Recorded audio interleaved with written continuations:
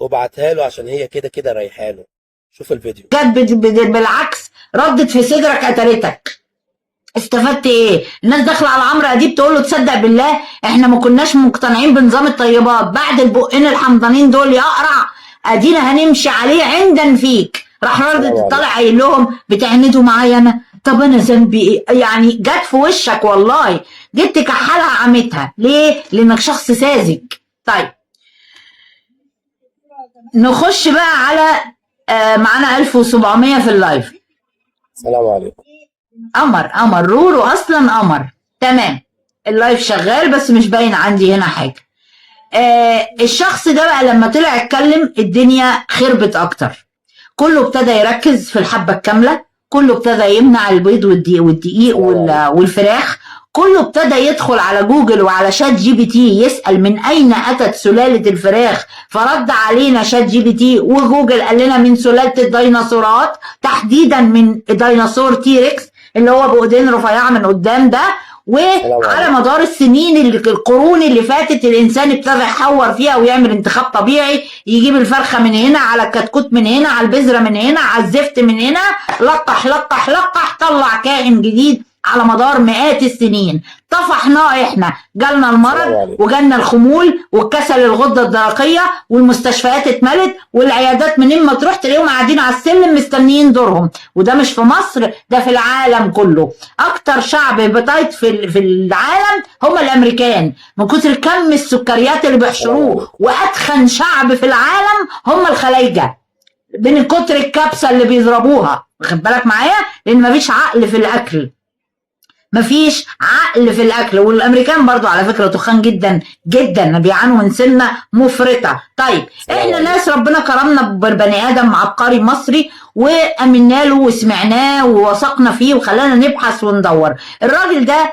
ما طلعش اتفزلك عليا بمصطلحات طبيه وبايكولوجيكال وفيزيكولوجيكال والشويتين اللي انتوا بتعملوهم دول. يعني انا لما الدكتور كشف على قولوني وقف اتكلم مع زميله بعيد كده على جنبه وعلى اعتقاد منه ان انا ما بفهمش انجليزي مثلا او خريجه الثانويه السعوديه بنين. انا فاهمه انت بتقول ايه، واي ميديكال اكسبريشن هغلب فيها هخش على جوجل اترجم امها، ما انت بتتكلمش صيني واخد بالك، مش نازل باللغه زرادشتيه.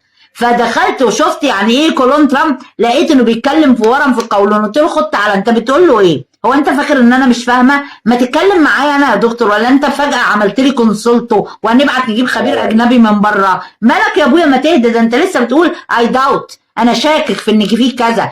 جبت الشك ده منين وانت ما خدتش عينه باثولوجي، وان انت ما كشفتش عليا مثلا بالراديوم ولا وات ايفر؟ انت كل اللي شفته سونار، وطلع في الاخر كيس دهني على المبيض الشمال. فاحنا هنا بنكلم شخص خريج زراعه قسم دور عويجه، ده ما عداش على كليه طب ولا قاعد في الكافيتيريا بتاعتها اصلا والله العظيم. فكون انك تشكك المريض وتسبب له حاله نفسيه سيئه، فانت كده شخص غير مؤهل انك تحمل لقب طبيب. فبالتالي تنزل انت درجه تقعد بقى في الصفوف ولا لقود المسيره. انهي مسيره؟ جسمي، هو ده الحاجه الوحيده اللي انا بتحكم فيها. دكتور ضياء قال مقوله حكيمه جدا تكاد تكون خالده، يعني في 3 مدخلات لجسمك، 2 منهم انت ما بتتحكمش فيهم، واحد بس اللي بتتحكم فيه، ولا مؤاخذه على الصباع يعني.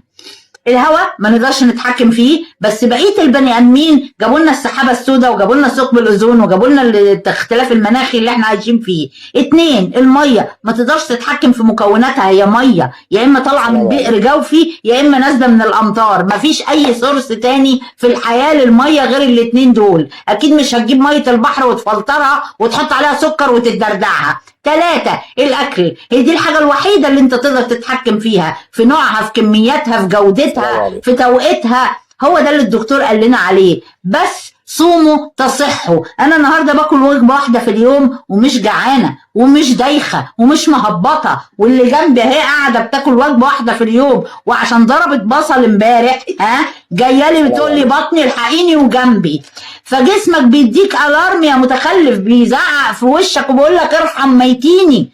بصل وتوم وتوابل ودهون وقرف على دماغك وسكريات، كل ده عجينه كده ودقيق، كل ده انت بتكبس الامعاء كبسه تخليك حتى اللقمه ما بتستطعمهاش. انت بتاكل عشان جعان وبتلاقي موت خرا بعد الاكل. المفروض الاكله الحلوه تديكي مزاج حلو، يلا خرجنا ومبسوطين والله الاكله كانت جامده بت والطعم كان تحفه، ما عدناش بنقول الكلام ده. الفود بلوجر الاوباش اللي طالعين اليومين دول علموك التيست المزيف للاكل، انت لا دقت ولا شفت ولا استطعمت، بس انت بتدوق من خلال وشه ميتين امه، هو الكذاب اللي واخد فلوس عشان يقنعك ان الاكل حلو وجميل والبرجر خد البتنجان في حته تانية. يا جماعه لا جوسي، مفيش حد في العالم بيعرف يعمل التتبيله دي غيرهم، كدابين كلكم وزراتين، وكله جانك فود وقرف على دماغكم لما جبتوا لنا المرض. لكن لما بالتالي احنا جربنا الاكل بقى بتاعنا، احنا بقيناش مبسوطين، احنا خارجين اسكتي تقلت بعد الاكل، لا خلاص يا جماعه ناجل الخروجه، انا عايزه اريح شويه. القيلوله اللي هي تيستا في اسبانيا، وانت عارفه الكلام ده حاجه مقدسه. عن طلعي صوت عشان ما يفتكروش ان انا بكلم نفسي. ادي حكيت لكم بالمغربي مراكش، واخد بالك؟ فما بقيناش مبسوطين بالاكل. طب دي يا ربي زينه من عندك، دي نعمه المفروض انا اخدها كده اقول الحمد لله يا رب الذي اطعمنا واسقانا، الحمد لله على نعمه ربنا. ما بقتش نعمه ربنا، بقت نقمه الشيطان، بقت افعال ايديكم اللي عايزه اقطعها، اللي تتدروا في نار جهنم تتشوشوا كده ما تلاقوا اللي يطفيكوا. لعبتوا في القمح ولعبتوا في الزرع ولعبتوا في الطيور ولعبتوا في الدواجن ولعبتوا في الايبولا وفي الحمى القلاعيه وفي البتاع النيلة انفلونزا الطيور، لعبتوا في ديك ميتين الدنيا، ودخلتوا على الاسماك كمان خرجتوها من البحر اللي ربنا خلقه. لا نبني لهم بقى بانيو صغنن كده ونرمي لهم فضلات فراخ ويلا ده سمك مزارع. يا ابنكم شكار المعيز، الله ما خلقوش للمزارع، تحطه انت عشان تتكاثر. طب ما هو بيتكاثر لوحده. بطل انت بس السفن والمراكب اللي بتنزل فيها الزيت والبنزين والفضلات بتاعت المراكب في عرض البحر. لما سممتوا، فاكرين حرب العراق الكويت؟ فاكرين تلوث البحر اللي كان بيحصل لما كنتوا بتشوفوا طائر النورس على جسمه شحم وزيوت طالعه من المراكب اللي اتقلبت؟ الانسان هو اصل كل الشرور في الارض. حتى يوم ما ربنا سبحانه وتعالى في سوره البقره قال لك اني جاعل لي في الارض خليفه، ردت عليه الملائكه اتجعل فيها من يفسد فيها ويسفك الدماء.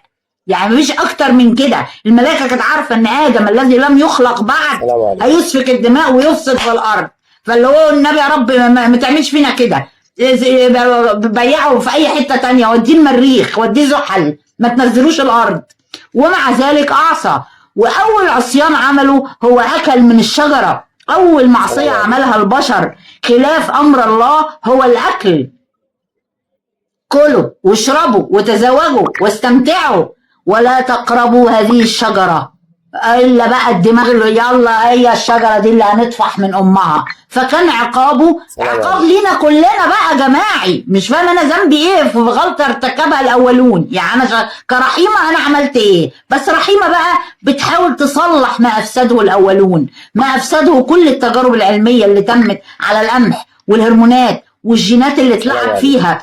وفي موقف حصل في اوكرانيا، انا هنزل لكم الفيديو ده، رئيس الدفاع الروسي بيكلم الولايه المفوضيه بتاعت امريكا اللي هي طالعه تتكلم معاه على الحرب بتاعت اوكرانيا وكده، وطبعا بتهاجمه. يعني قال لها لا قبل دخلنا كده بالقوات بتاعتنا كييف اللي هي العاصمه الاوكرانيه، لقينا معامل ومختبرات تحت الارض فيها فيروسات مجهزه. قال لها بتاعت ايه دي؟ ما تعرفيش؟ الوليه حطتش منطق، حطت جزمه ببقها ووشها جاب 100 لون وابتدت بقى ترفع شرابها وتعدل فانيلتها وهي بتحاول تتوه عن الموضوع. قال لهم فيروس كورونا اتخلق في اوكرانيا، اتعمل في مصانع تحت الارض، واوهموا العالم انه من الصين. الصين طول عمرها بتاكل. انا 2007 كنت بشوف عربيات الكبده في بنجلاديش وفي تايلاند وبتاع، الصراصير اللي براس الفيران البلا الازرق على دماغ اللي جايبينكم بياكلوهم وعادي وعايشين، وعمرنا ما سمعنا عن فيروسات.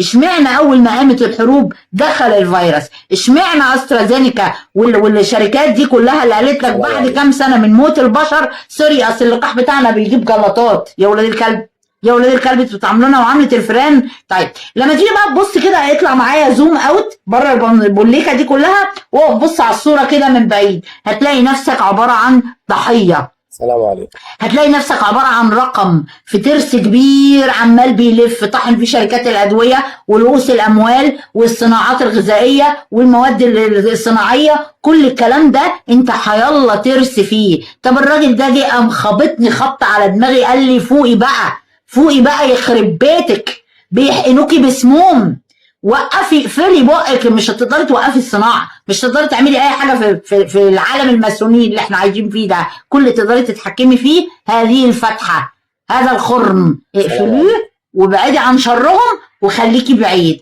ده اللي احنا عملناه، بس ما عملناش حاجه تانية اكتر من كده. قولوا لي بقى تحبوا، ده مختصر الكلام يعني. وحاجه كمان بالمناسبه، اللي مش مريض النظام ده مش ليه، الكلام مش لامك، يعني مش نظام خدوني معاكم لو اولع في نفسي، واخد بالك؟ ما تبقاش كارت حشر كده وتقولي هيخسسني قد ايه. لا، الكلام ده بنت تروحي تقوليه للفنانه امينه شلبايه، هي تخسسك وتطلعك السلم على رجل واحده زي الكنغر، واخده بالك؟ النظام ما بيخسسش، مش الهدف منه التخسيس. انا خسيت، نزلت النهارده 3 كيلو بدون لا حول لي مني ولا قوه، ولا منعت نفسي عن حاجه، بالعكس ده انا باكل كل حاجه تتخن، باكل رز، باكل مكرونه، باكل لحمه ضاني، بشرب شوربه، باكل جبنه مطبوخه، باكل عيش توست، كل حاجه ممكن تتخني باكلها، ومع ذلك شايفين ما عادش في بطن قسما بالله. طب في راجل امبارح الفيديو بتاعه فايرال وعامل ملايين، الراجل طلع قال لك من 5 سنين اكتشفت ان عندي السكر من النوع الثاني. رحت للدكاتره وحجزت مع اكبر دكتور سكر في البلد، اللي هو بتحجز له قبلها بشهر ولازم يكون معاك واسطه عشان يدخلك وبتاع والجو الحمضان ده. الراجل قال له لا لا لا انا مش بتاع ادويه وعلاج، انت هتمشي على انسولين. طب ماشي يا دكتور لمده قد ايه؟ قال له شهر. الراجل ده انا هنزل لكم الفيديو بتاعه النهارده. قال له شهر وبعدين؟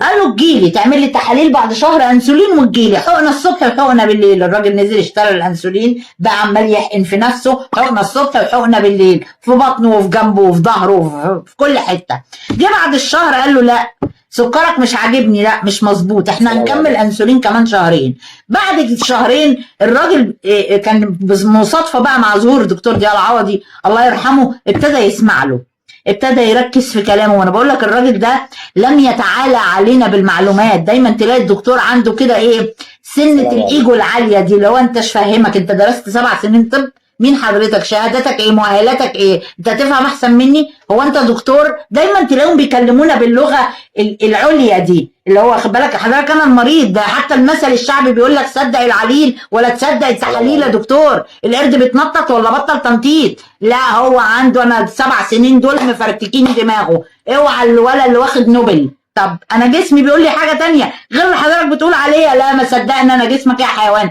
انت هتصدق جسمك وتكدبني انا اتهبلت في مخك؟ السلام عليكم. الراجل خد بعضه وامبارح طلع بفيديو مكسر الدنيا، مسك قلبت حقن الانسولين راح قاطمها لهم كده نصين قدام الكاميرا وراح رميها، قال لهم دلوقتي بقى لي 48 ساعه. ده راجل مصري عايش معانا هنا وموجود واسمه عمرو وله صفحه وابتدت فيديوهاته تكسر الدنيا، اقل لايكات جايه له 12000 و15000 و20000، ما بالك بعدد المشاهدات كام؟ حلو حلو. استنوني اشوف التعليقات الاول عشان ايه نتاكد ان الدنيا تمام. ربيتي شريهان يا ناس، قمر قمر قمر. من كتم علما لجم بلجام من النار. مثلا مش هيحاربوا مريم نور مثلا. طيب ناخد جوله. الراجل ده بطل انسولين بجد، وانا دخلت له على الخاص، انا اتكلمت معاه. استاذ عمرو مساء الخير، انا رحيمه الشريف، هو حضرتك بجد بطلت انسولين؟ قال لي اقسم بالله. طب انت بتكلميني على غفله اهو، افتحي الكاميرا. راح فاتح لي الكاميرا وموريني الانسولين في الزباله، قال لي على غفله ما لحقتش اهو ارميه ولا اعمل حاجه. قلت له بجد يعني انت طيب بتقيس سكرك؟ قال لي بقيسه كل يوم عشان اعرف المعدل، عشان اعرف اخد خبز قد ايه ورز قد ايه وبطاطس قد ايه، ما كل ده بيتحول لسكر، كل ده بيتحول في جسمك لسكر. انا مش دكتوره بس في بديهيات. حضرتك لما بيغمن على امك في الشارع وتروح المستشفى بيدوك جلوكوز، ما بيدولكش ترشي، واخد بالك معايا؟ فبتاخد سكر عشان تفوق. كل الكتب العلميه بتقول ان تلتين استهلاكك من السكر رايح للمخ، من غيره تموت. السلام عليكم. طيب قلبي يا ناس، تيجوا بقى نشوف دكتور طيب متواضع سلس جميل.